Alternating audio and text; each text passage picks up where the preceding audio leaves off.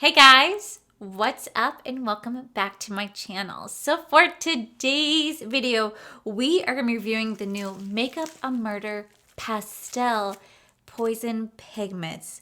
I just did a video on this about like 2 weeks ago where I reviewed the Neon Poison Pigments, and I really love that video because I shared some really fun, creepy stories, and today I'll be sharing 5 unsolved mysteries. So you guys want to see what those stories are, what type of look I can create with the pastel loose pigments, well then definitely keep watching.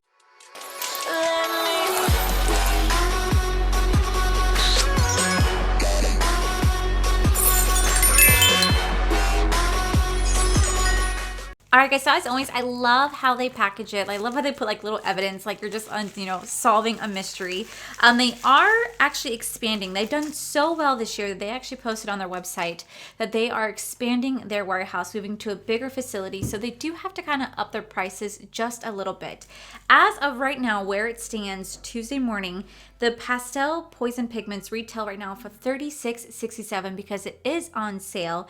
And the Pastel and Neon Pigment Bundle, like you get both of them together, retail for $79.44 because it's on sale as well.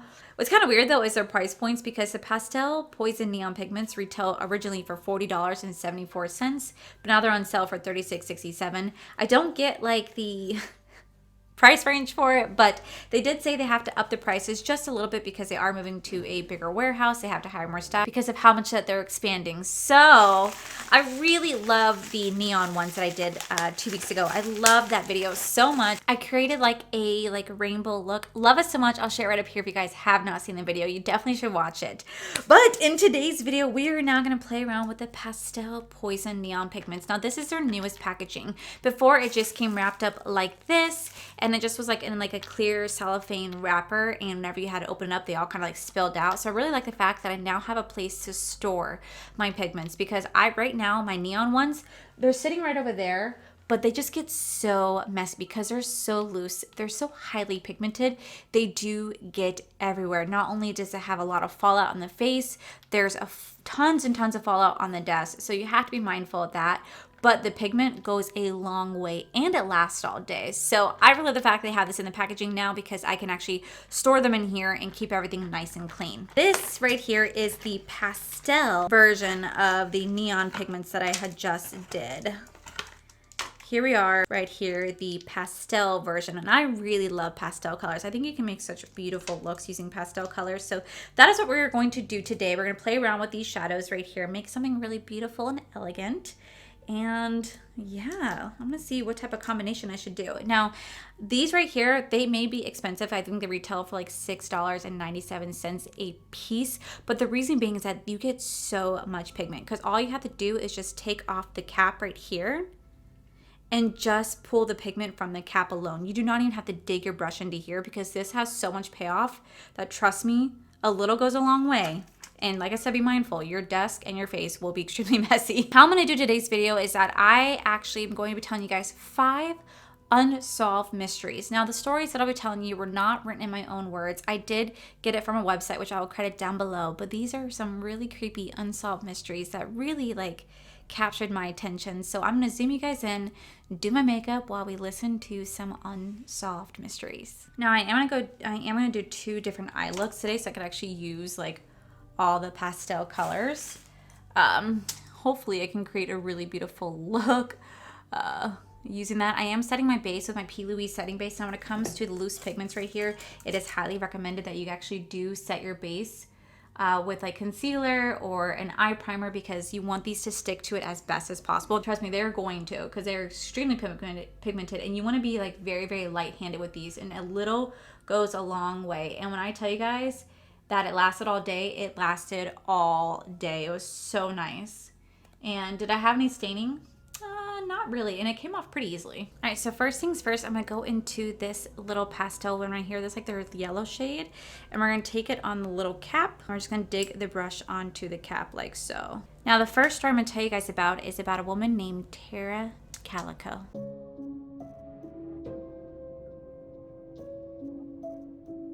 She was only 19 years old when she left her home in Belen, New Mexico on September 20th, 1988 to take a bike ride.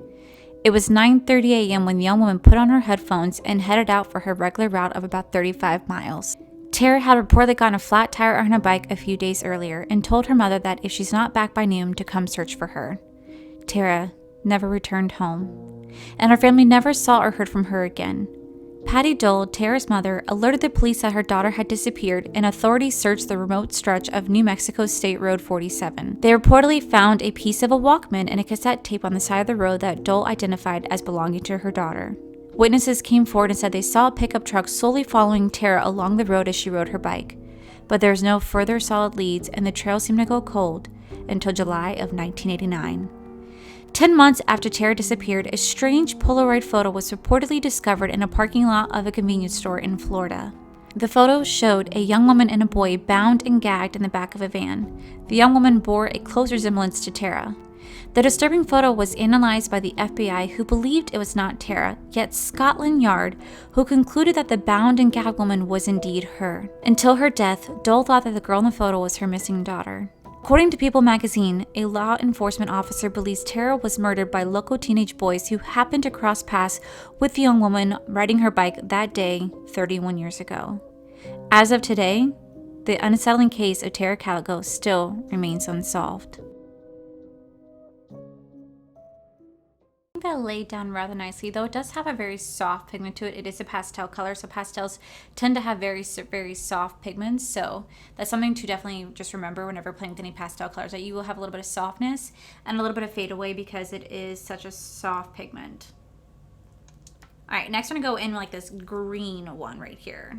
Okay, so next is this chilling story of the Sodder family. Now this story really chilled me, because how do you wait 8 hours or 7 hours to report a fire or come burn out a fire? That's something I'll never understand. The Sodder children. One of the more complexing cases in American history reportedly occurred on Christmas Eve, 1945 in Fayetteville, West Virginia. George and Jean Sodder went to sleep as 9 of their 10 children settled in for the evening. Their 10th child was away from home serving in the military. Around 1 a.m., shortly after the calendar flipped over to Christmas Day, a fire broke out in the Sodder home. George Sodder and his wife escaped the inferno with 4 of their children, but the other 5 seemed to have vanished from the scene of the blaze. George Sodder reportedly broke a window during the fire, re-entered the house, and quickly made his way through the smoke and flames that enveloped the downstairs. He reportedly figured his 5 children who didn't make it out were trapped upstairs. No fire trucks arrived at the house until 8 a.m., 7 hours after the fire. The Sodder house burned to the ground, and the 5 missing Sodder children were never seen or heard from again. Maurice, 14, Martha, 12, Louis, 9, Jeannie, 8, and Beth, 5, disappeared without a trace. George and Jeannie Sodder reportedly refused to believe that their 5 missing children were dead, especially after a search of the grounds revealed no human remains. According to the Smithsonian Magazine, the chief of the fire department said the blaze was so hot that it would have destroyed the bodies. A state police inspector blamed the fire on bad wiring. But the Sodders became suspicious when they pieced together strange events leading up to the deadly fire. A man looking for work at the Sodder house a few months before the incident had told George Sodder that the fuse boxes in the back of the house were going to cause a fire someday. But the power company had recently checked the wiring and said it worked perfectly. At about the same time, according to the Smithsonian Magazine, an insurance salesman allegedly became angry with George when he turned down a life insurance policy. The man warned, "Your goddamn house is going up in smoke and your children are going to be destroyed. You're going to be paid for the dirty remarks you have been making about Mussolini." As it was, George was born in Italy and was allegedly outspoken about his dislike for the Italian dictator Benito Mussolini, sometimes reportedly getting into intense arguments with other Italians in their hometown of Fayetteville. Jeannie remembered hearing a loud thud on the roof about an hour before she noticed smoke coming into her bedroom, questioning the suggestion the bad wiring caused the fire. In the years after the fire, people reported tips about their missing Sodder children around the county. One alleged that the daughter Martha was living in a convent in St. Louis. Another claimed that the children were living with a relative of Jeannie. In 1968, 23 years after the fire, Jeannie received a letter with no return address and a Kentucky postmark. The letter contained a photo of a man in his early 20s and written on the backside in the words, "Louis Sodder, I love brother Frankie, ill boys," and A90-132 or A90-135. The Sodders reportedly hired a private investigator to track the lead, but to no avail. The 5 missing Sodder children were never seen or heard from again. Ooh, there's so much fallout, but these are blending so nicely into each other. So nicely. Like, I love it. The only thing I hate by using any pastel colors, like, as you like start to blend them into each other, they do kind of like start to fade just a little bit. There's nothing wrong with it because it is pastel, so like I do expect it. But I just wish it'd be like as vibrant as like the neon ones, because those are like, oh, those are like on a whole new level. Like, you can really create some killer looks with those for sure. But pastel is like nice if you wanted like a really soft like look, you know. Okay, so after the green shade, we're gonna go into this blue shade right here. I don't know, I really like listening to like stories. Like, that's why I love listening to like Crime Junkies, because it's just so like captivating to hear some of the crazy stories that you hear out there. If you guys haven't, I really highly suggest checking out Crime Junkies on podcast. It's free, so you don't get charged for it. But just these stories that this woman tell, I'm just like, whoa. You don't even like, I don't even feel like I'm listening to a podcast, because I just get like sucked into the story. And I'm like, oh my God. Like, and they do like some serious research to find these cases and talk about them. And yeah, it's just insane to me. You guys seem to really like my video that I did when I did the makeup murder one, when I talked about some of those cases, and I shared some guy's video from TikTok, because he's the one that, you know, I want to make sure I credit him, because he's the one that did all the research for it. But the stuff that people got away with back in the early 1800s is something that I'll never fathom. And it's just maybe just because technology has advanced so much from then. But man, some of these cases, and I didn't even know they did life insurance policies back then. I had no idea. But yeah, some of these cases that you read and hear about are just so insane. And it's really sad when things go completely unsolved. Like, it's so sad for the family. On the other eye, I'm gonna do like the purple, red, orange, and like I'm gonna utilize all the colors. I think last one that I did, I didn't get to utilize all the colors. I did miss out on one, but these are blending out so nicely.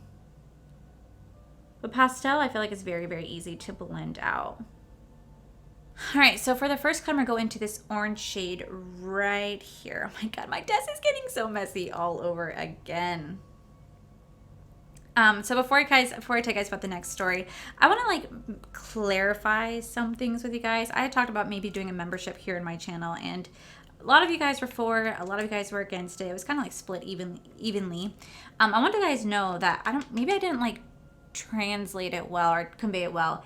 If I were to ever do a membership, nothing would change on my main channel. Like, nothing. You guys would still get the same exact content. You guys would still get the No Waste Wednesdays. Like, I wouldn't change anything. Maybe what I would do is I would have the membership be like an extra, like, No Waste Wednesday. Like, the way I would do it, maybe like nothing would change. And I know some people think that like I would stop posting content here. Absolutely not. Nothing would change for you guys. It's just the membership would be like a they'll get a No Waste Wednesday, and I'll do like one box for the non-members, one box for members. Maybe do more lives. Who knows? I haven't really even thought about it. I didn't say the price would be $5. I just use it as like a just something to talk about. I mean, I'd probably do like $1, $2 charge. Like, I don't know. I don't even know if I'm honestly going to even do it. But I listened to a lot of your guys' opinions and statements, and I wanted to make sure I let you guys know that you guys being here is more than enough support. Don't ever like stretch yourself for me, ever, ever, ever. You, your family, everything in your life comes first. I do not come first in anyone's life except my own, and well, hopefully Corey's. But yeah, like, don't ever worry about stretching yourself for me, or, you know, putting yourself in a financial burden for anything. Like I said, it was just an idea. I just want to see what you guys thought about it, and I appreciate every single feedback from it. It really means the world to me that you guys are giving me your honest opinions, and some of you guys are actually making me laugh with your honesty, and I loved it. So thank you guys so much for just letting me talk to you guys about it. And it's just, like I said, it's an idea, and if it ever comes to fruition, I'll definitely let you guys know. But it's something that, like, I'm not saying I'm going to go run and do right now. Do you know what I'm saying? So just wanted to throw that out there. Okay, so the next story that I want to tell you guys about is about a man named Brian Shaffer. Brian Shaffer, one of the more bewildering cases, took place in Columbus, Ohio on March 31st, 2006. That night, a medical student at Ohio State University named Brian Shaffer reportedly met a friend for drinks at a local bar called Ugly Tuna Saloon. It was a Friday night, and Ohio students flocked to the bar and restaurants. Early that night, 27-year-old Shaffer had dinner with his father. The following Monday, he was set to leave for Miami for a vacation with his girlfriend. Shaffer last spoke to his girlfriend by phone around 10 p.m. that night and then went to a few different bars with friends before they ended up in the Ugly Tuna Saloon. Surveillance video shows Shaffer going up the escalator around 1:15 a.m., but mysteriously never captured him leaving the bar. The last video captured reportedly showed Shaffer at 1:55 a.m. talking to two women before he walked away, never to be seen or heard from again. Police reportedly believe that Shaffer walked back into the bar. The friend Shaffer was with that night called his phone when they were ready to leave the bar and even checked the bathroom from him, but they left because they couldn't find him. Shaffer's girlfriend reportedly became worried when she didn't hear from him at the weekend, since the two were supposed to leave for vacation that Monday. Police were confused as to how Shaffer could have left the bar without being captured on camera. Cameras covered the two bar exits in the elevator that Shaffer took to enter the bar. Every single person who entered the bar that night was seen leaving by surveillance camera except for Shaffer. There was a freight elevator out of the view, but the exit led into an area that was under heavy construction. Authorities told Dateline NBC that it's possible that Shaffer was intoxicated that night, making him an easy target for someone looking to rob or hurt someone. How did Brian Shaffer get out of that bar, if he did at all? And what happened after that? It's still an unsolved mystery. So, what happened to him? I looked into his case a little further. Police also speculate that he might have gotten, really drunk and went to the heavy construction zone and just sort of disappeared, maybe fell into some heavy equipment. They're not entirely sure because no body was ever found of his, so they don't really know where he went. All they know is that they saw him go into that bar, go into that elevator area, and never be seen or heard from again. He just never left the bar, and every other person was accounted for. So how crazy is that? That shit is just so weird to me. I always want to know, where did they go and how do they not spiral? I'll start spiraling when I start thinking about it. It's just crazy. And it just makes me feel really bad for the family because I wish that everybody has their closure, On August 26, 1955, Heather Teague, 23, was reportedly sunbathing on a beach in Henderson County, Kentucky. Directly across the Ohio River in New Burr, India, a man told police he was looking through a telescope when he witnessed Heather being dragged into the woods at gunpoint by a tall, shirtless man with a beard. Police reportedly searched the beach where Heather disappeared from, but all they found was a part of a woman's bathing suit. A witness reportedly recalled a red Ford Bronco being near the crime scene that day. Authorities reportedly focused on Henderson County man named Marty Dill as a suspect. Dill reportedly owned a red Bronco and resembled the sketch of the suspect who allegedly abducted Heather. Also, during a route traffic stop, police reportedly found guns, knives, rubber gloves, duct tape, rope, bloodstains in his vehicle. 5 days after Heather's abduction, Dill reportedly died by suicide as police attempted to serve a search warrant on his home, but there's still no sign of Heather. Heather's family, especially her mother Sarah, reportedly do not think that Marty Dill was involved. Sarah Teague sued the Kentucky State Police for records related to her daughter's disappearance. A judge reportedly ordered the state police to pay nearly $24,000 for withholding records in the case. It has been 24 long years since Heather's disappearance, and her family and friends are still searching for her and the truth. The case of Maura Murray is one that mystified police, Murray's family, and amateur sleuths for more than 15 years. Murray was just a 21-year-old nursing student at the University of Massachusetts when she vanished on February 9, 2004. On the day that she disappeared, Murray reportedly sent an email to professors that said that there had been a death in the family and she'd be absent for a few days. The young woman reportedly gathered her things and drove north.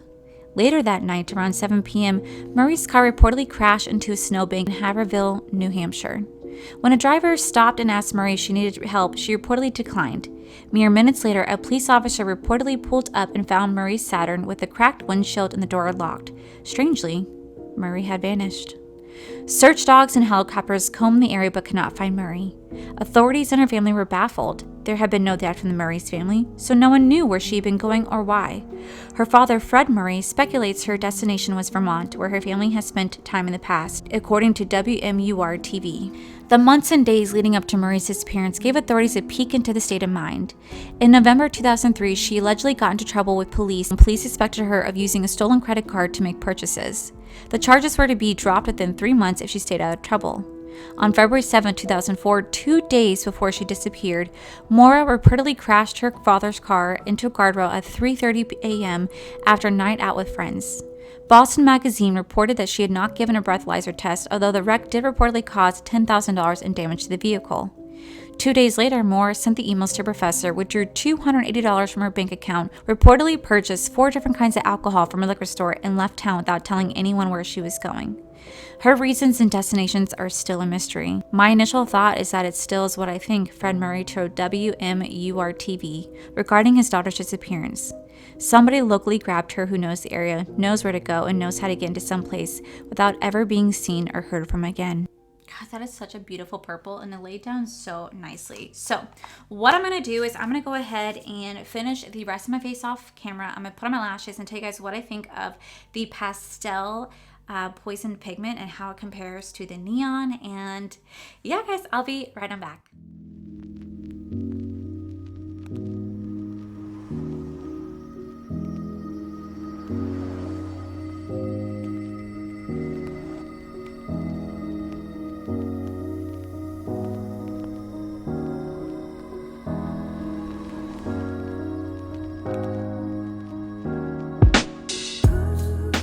All right, guys, and this is the final look. So I did go in with my D-Star lashes in the style page. I did use the ColourPop Water Gel Liner in a white shade, and then I repeated what I did on top on the bottom. So what do I think of the pastel version? I do enjoy the pastel version. Now, these, like I said, these go a long way. These are really beautiful. They worked really well. They blended very, very well into each other. But the only issue that I had with them is that whenever you are packing them on and start to buff them out, they do start to dissipate over time. They start to fade just a little bit, especially if you're trying to pack it into another color and blend that into each other so it's seamless. They do start to fade away a little bit. But there's nothing wrong with that because I expect that whenever I use pastel, because that's just like literally what every single pastel color does. You do kind of have to pack it in to make it as vibrant as possible. But once you do, it is just so beautiful for sure. I really love how this turned out. It's a rainbow look. Unfortunately, I wasn't trying to do rainbow, but I guess that's what I created. For the white one, I actually went in with Sugar Pill white powder right here for the inner corner. I think it actually looks really nice, and it's a very mattified look. I like doing mattified looks. Like, as much as I love having my shimmers, it's kind of nice having like a mattified look as well. But yeah, I actually really do enjoy how this turned out. It's very soft. It's not too like boom in your face how some of the other ones can be.